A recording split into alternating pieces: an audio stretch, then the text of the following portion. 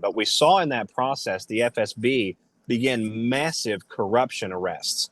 From the July-August period when this rebellion occurred up through September and October, they made more than 300 arrests of political or governmental office affiliated individuals. So think individuals like secretaries, heads of divisions in certain areas, heads of field offices, things of that nature. Right. And so this covered the entirety of the Russian government. It was all of the way from their emergency management services to their central treasury services to their Duma in many regards. Several staffers were caught up in those arrests and probes. And so when we look at what happened immediately after that expanded period of authority in Russia, it looks like that's the time frame where Putin really started to get a handle on things.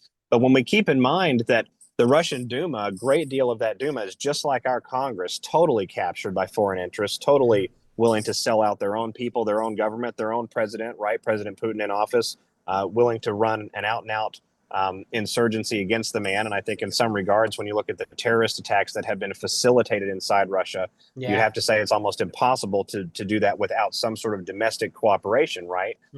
So looking at that, I think we have to keep in mind that it's a very heavily entrenched enemy. They went after the three to four biggest pulpits of power post-World War II to make sure they had everything under control.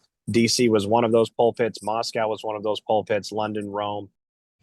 Visit FaithNFreedom.tv and download the Faith and Freedom TV app today.